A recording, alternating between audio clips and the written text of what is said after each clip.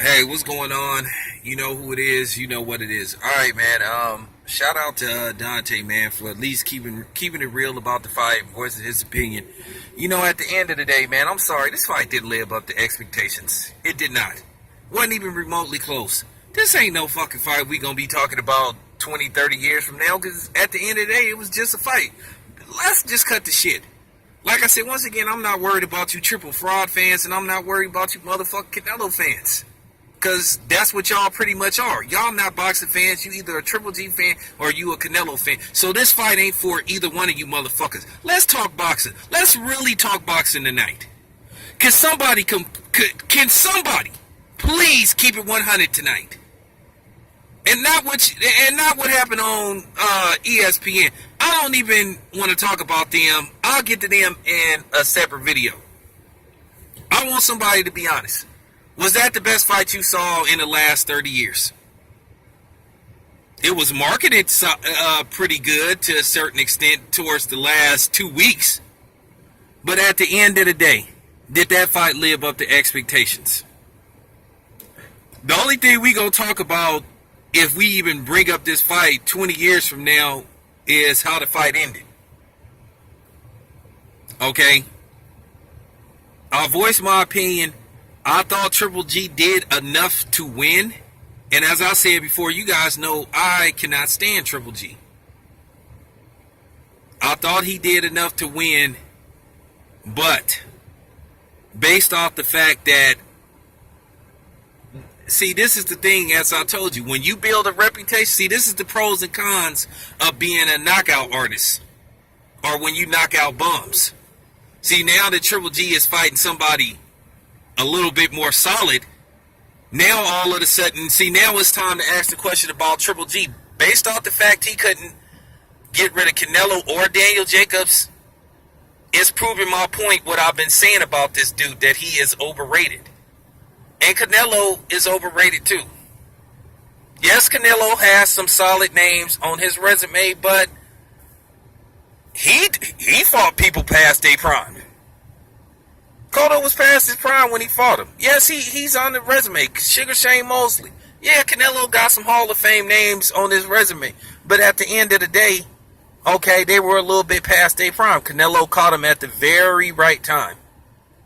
So that's why I don't want to hear nothing about 50-0, about his competition level and all this bullshit, and that he's a travesty to boxing, because this is a travesty to boxing. How many fucking more gift decisions is Canelo gonna get? Canelo should have at least 4 losses. He lost to Trout. He lost to Laura. And then maybe when you look at it, if you look at the Cotto fight again, you can make an argument that the Cotto fight could have went either way, or it could have been a draw. Okay? So him and Oscar, they're in the same category. Birds of a feather flock together. You have Oscar De La Hoya, who was the most overrated, one of the most overrated boxers that ever lived. As I said before, lost every big fight he was in. And the fights that he got the nod in, they were very suspect. Okay?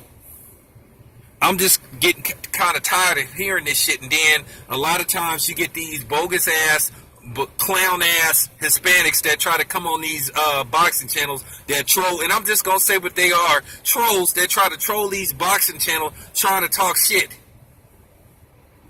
And say, yeah, Mexican fighters do this and do that. What, get gift decisions? Be part of corruption in boxing?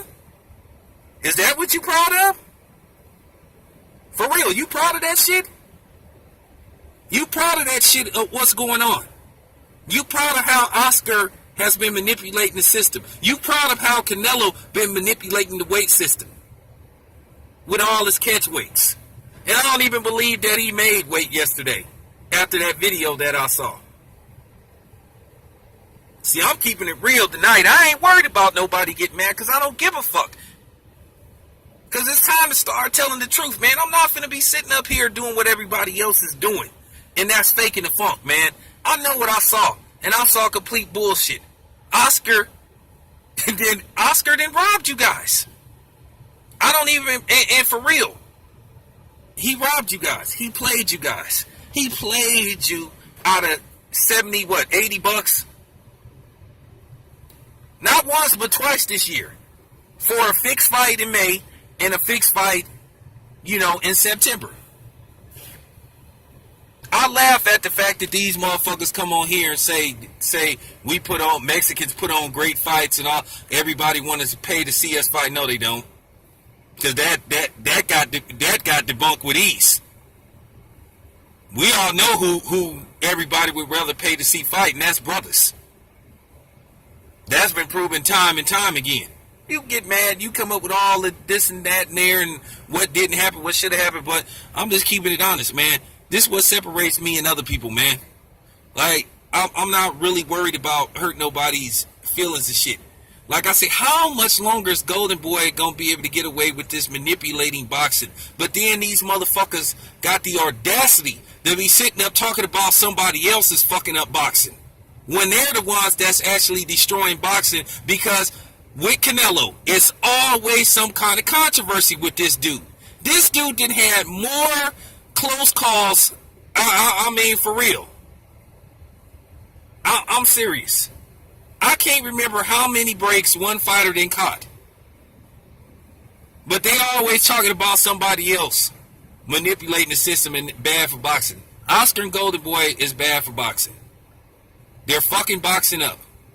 I'll get to that shit that Stephen A. Smith said a little bit later, because Stephen A. Smith is full of shit too. And Teddy Atlas was spot on. Real talk. Do you really have this fight ranked as one of the best fights you ever saw? If you do, you truly are clueless when it comes to boxing. Like I said, I can name several fights that was better than this. Okay? Several. I don't even have this fight as of today on my top 30 greatest fights I ever saw. Larry Holmes, Michael Spinks 2 was better than this fight. Shit. I mean, come on, let's just cut the shit. Floyd versus Diego Corrales was better than this. Floyd versus Cotto was better than this. Margarito Cotto 1 was better than this fight. Paul Williams Margarito was better than this fight. I'm serious. I could go on. Way better fights than this. Bernard Hopkins versus Kelly Papley. Jermaine Taylor versus Winky Wright. I'm just freestyling this shit. I can name several fights that was just better than this. For real. Castillo, Diego Corrales. And then they had the audacity leading up to this fight, trying to compare this fight to Marvin Hagler and Thomas Hearns. Please stop with this bullshit. Don't y'all motherfuckers ever compare this bullshit fight with Marvin Hagler and Thomas Hearns. This fight was pure fucking garbage.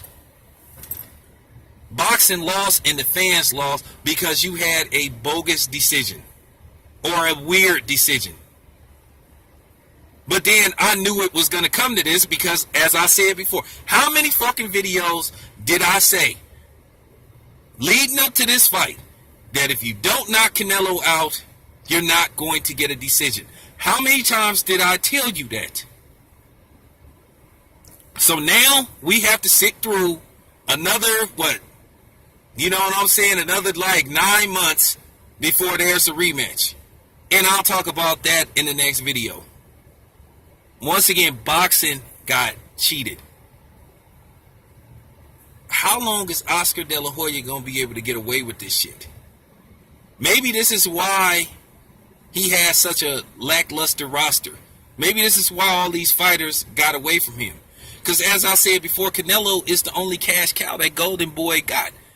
If Canelo would have lost this fight, it would have been over for Golden Boy. So they had to stretch it out a little bit longer. Because I guess Oscar is really, truly hoping that he can get a fighter like Errol Spence. Which, if I was Errol Spence, I wouldn't go nowhere near Oscar De La Hoya.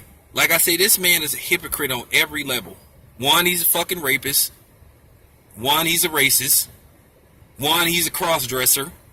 I mean, he is just a overall piece of shit. Oscar De La Hoya, that is.